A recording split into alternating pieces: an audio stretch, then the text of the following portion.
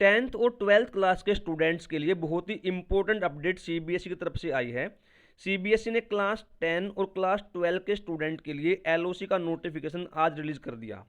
LOC का मतलब होता है लिस्ट ऑफ कैंडिडेट, और जब 10th और 12th वाले स्टूडेंट बोर्ड एग्जाम में अपीयर होते हैं तो आपके स्कूल से आपके एग्जाम फॉर्म फिल किए जाते हैं।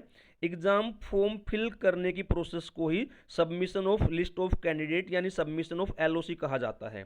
तो ये जो एलओसी का नोटिफिकेशन आया है, इसके बाद आपके स्कूल से आपके एग्जाम फॉर्म सबमिट किए जाएंगे, और इसके लिए सीबीएसई ने एक नोटिफिकेशन आज रिलीज कर दिया और सभी स्कूलों के प्रिंसिपल को यह सेंड कर दिया।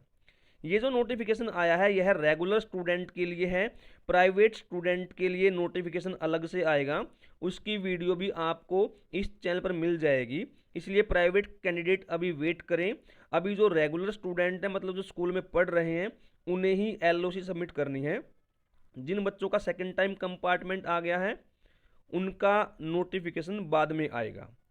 इस वीडियो में मैं आपको डिटेल में पूरी प्रोसेस समझाऊंगा कि इस साल एलओसी में नया क्या है और आपको कितनी फीस एलओसी के टाइम सबमिट करनी है और इसकी लास्ट डेट क्या है। तो चलिए स्टार्ट करते हैं। सबसे पहले देखते हैं कि 2025-26 में एलओसी में नया क्या है। तो यहाँ पर दो चीज़ें सीबीएसई ने नई की हैं। जो पहली चीज़ है वो है कि 10th क्लास के स्टूडेंट के लिए एकेडमिक सेशन 2025-26 से सीबीएसई ने 2 बोर्ड एग्जाम की पॉलिसी इंट्रोड्यूस की है।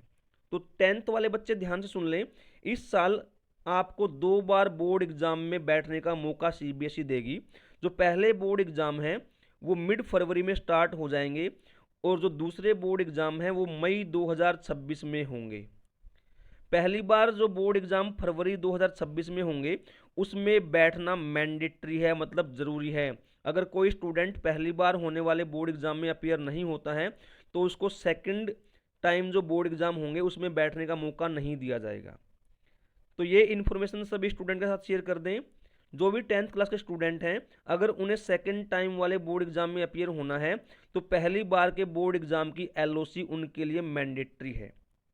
जो दूसरा चेंज सीबीएसई ने इस बार एलओसी में किया है वो है 10th और 12th दोनों ही क्लास के स्टूडेंट की एलओसी में उनकी अपार आईडी को लिंक किया जाएगा।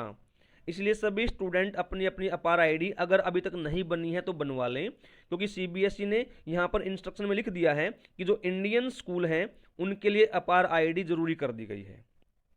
अब इस एलओसी का शेड्यूल देख लेते हैं कि आपको कब तक एलओसी सबमिट करनी है।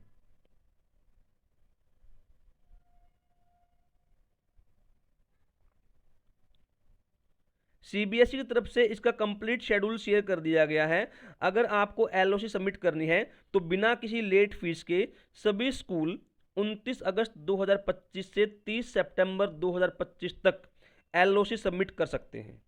और इसके लिए कितनी फीस स्टूडेंट को पे करनी है यह भी यहाँ मेंशन किया गया है।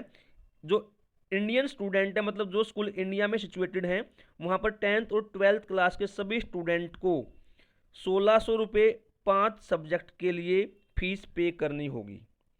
और उसके बाद अगर कोई स्टूडेंट एडिशनल सब्जेक्ट लेना चाहता है तो उसको 320 रुपये पर सब्जेक्ट फीस अलग से देनी होगी। अगर कोई स्टूडेंट नेपाल का रहने वाला है तो वहाँ पर 10th और 12th क्लास के स्टूडेंट के लिए सीबीएसई ने 5500 रुपये फीस 5 सब्जेक्ट के लिए रखी है। और अगर उसको एडिशनल सब्जेक्ट लेना है तो 1100 रुपये पर सब्जेक्ट उसको एक्स्ट्रा फीस देनी होगी।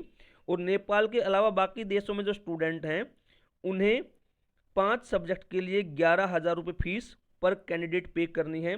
और अगर उन्हें एडिशनल सब्जेक्ट लेना है तो उसके लिए 2200 रुपये पर सब्जेक्ट उन्हें फीस अलग से पे करनी होगी। अगर कोई इस टाइमलाइन के दौरान फीस सबमिट नहीं करा पाता है तो सीबीएसई लेट फीस के साथ भी एलओसी सबमिट करने का मौका देती है। और 2,000 रुपये लेट फीस के साथ स्कूल 3/10/2025 से लेकर 11/10/2025 तक अपनी एलओसी सबमिट कर सकते हैं।